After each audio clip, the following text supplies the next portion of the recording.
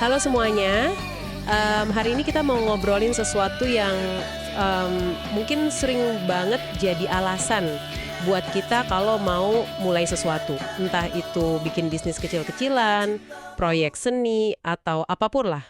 Alasan klasik ya? Benar banget, alasan kayak, aduh modalnya kurang nih, atau alatnya belum mumpuni gitu kan.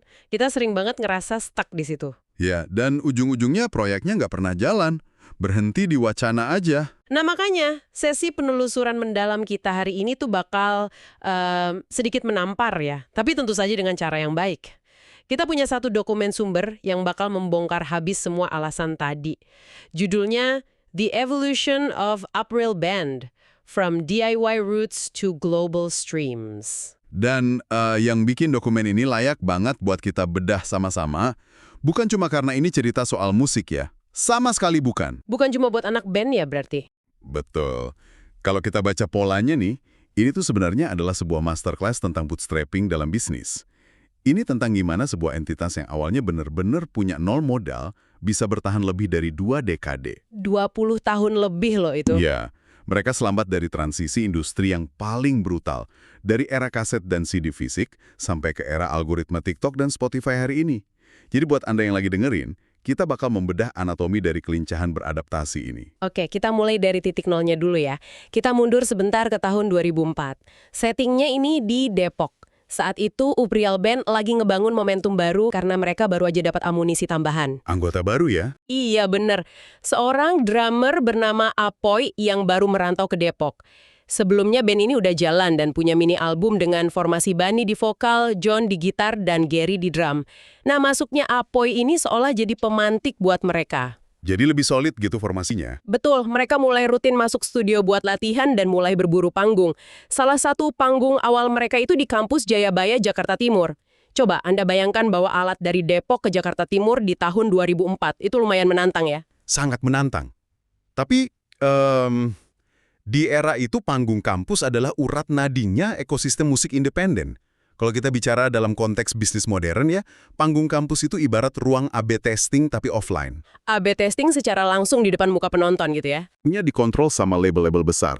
Jadi satu-satunya cara buat memvalidasi apakah materi mini album Anda itu bagus atau enggak, ya dengan melihat langsung reaksi audiens di lapangan. Tes pasar secara instan. Kalau penontonnya diam aja berarti materinya gagal gitu ya? Iya, Anda langsung dapat feedback detik itu juga. Nggak perlu nunggu data analitik berhari-hari. Tapi yang bikin manuver April Band ini menarik tuh bukan cuma sekedar rajin manggungnya. Karena banyak band indie lain juga ngelakuin hal yang sama kan saat itu? Nah, itu dia. Titik bedanya adalah kesadaran mereka bahwa untuk bisa menembus audiens di luar sirkuit kampus lokal, mereka butuh produk turunan lain.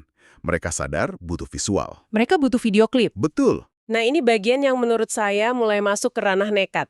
Mereka kan mau bikin video klip untuk lagu Terbang Melayang dari mini album mereka. Iya. Tapi posisi mereka ini band indie, budgetnya nyaris nol. Terus apa yang mereka lakuin? Mereka pinjem handycam. Cuma pakai kamera video rumahan biasa ya? Iya, kamera rumahan biasa. Itu pun statusnya minjem loh, bukan punya sendiri.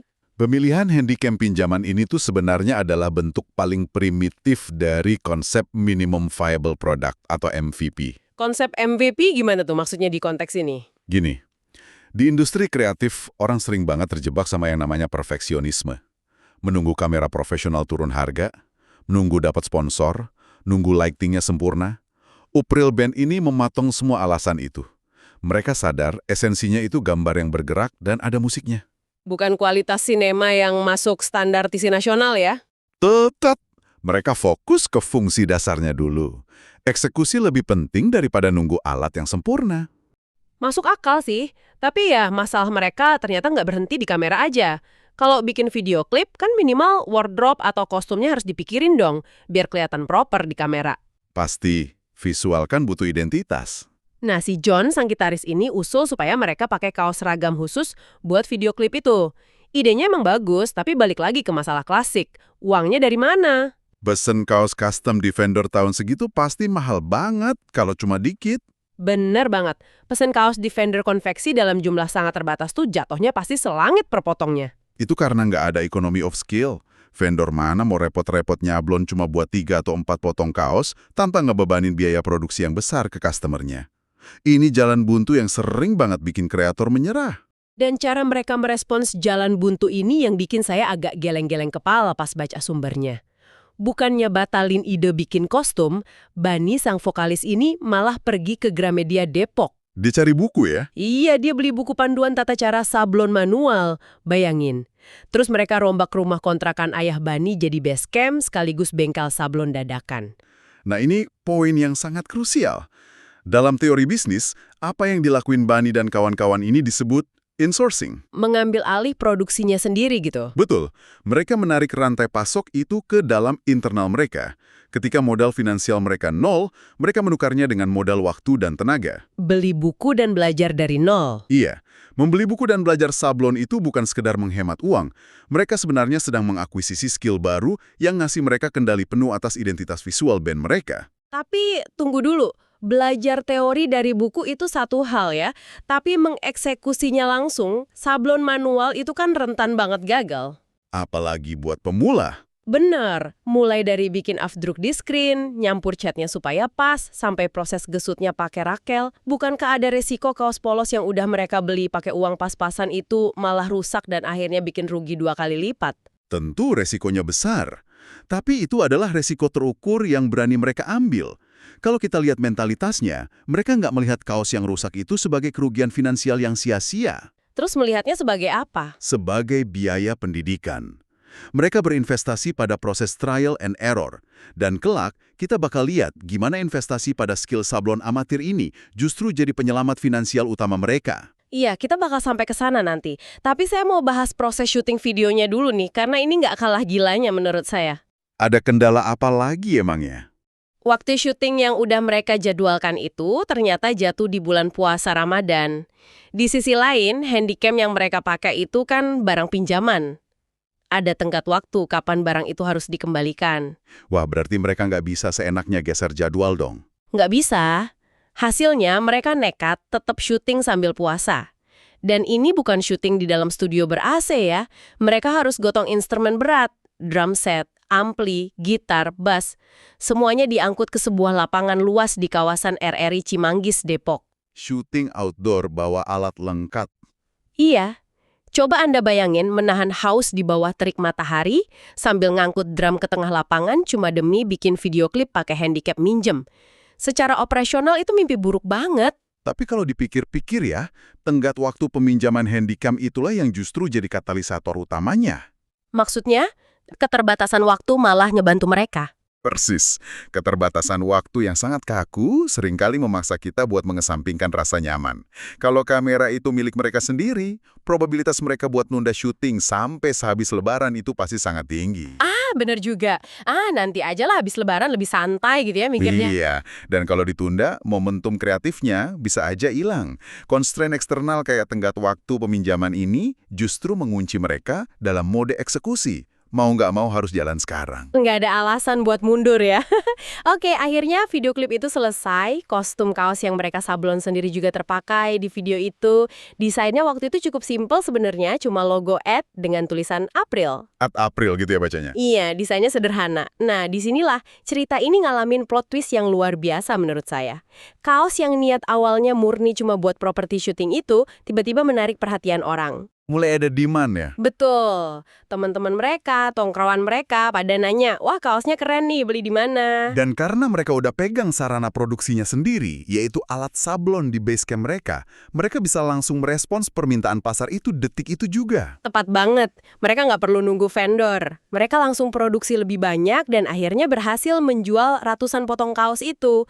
Dari yang awalnya cuma cari cara ngakalin budget buat kostum video, tiba-tiba mereka punya bisnis merchandise yang profitable. Itu lompatan yang luar biasa sih. Belum selesai di situ. Yang bikin saya paling kaget waktu baca dokumen sumber ini adalah reputasi mereka bikin kaos ini sampai terdengar ke pihak sekolah.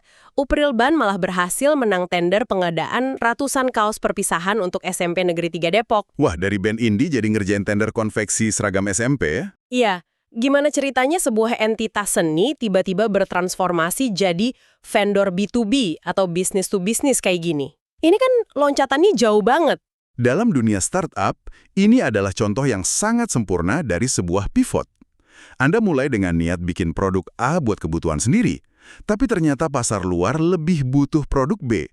Dan kebetulan infrastruktur Anda memadai untuk bikin produk B itu. Jadi mereka banting setir ngikutin demand pasar. Banting setir sedikit, iya. Tapi bedanya, April Band ini nggak meninggalkan core bisnis mereka. Mereka nggak ninggalin musiknya. Mereka justru menggunakan fenomena konveksi ini sebagai subsidi silang. Subsidi silang, berarti uang dari jualan kaos itu dipakai buat membiayai bandnya. Persis! Industri musik independen itu, apalagi di fase-fase awal merintis, ibarat lubang hitam finansial. Anda harus terus keluar uang untuk sewa studio latihan, beli senar gitar, biaya transportasi buat manggung sana-sini. Dan belum tentu dapat bayaran manggung yang nutupin modal itu kan? Betul sekali. Seringkali malah nombok. Nah, dengan memenangkan tender sekolah dan berhasil menjual merchandise ratusan potong tadi, April Band ini tiba-tiba punya unit bisnis sekunder yang menghasilkan cash flow positif. Uang segar buat modal jalan terus. Pendapatan dari konveksi dadakan inilah yang jadi bahan bakar buat menghidupi mesin utama mereka, yaitu bandnya. Ini strategi bertahan hidup yang luar biasa jenius. Menarik banget ya. Jadi mereka nggak nunggu ada investor atau label rekaman gede yang ngasih kucuran modal.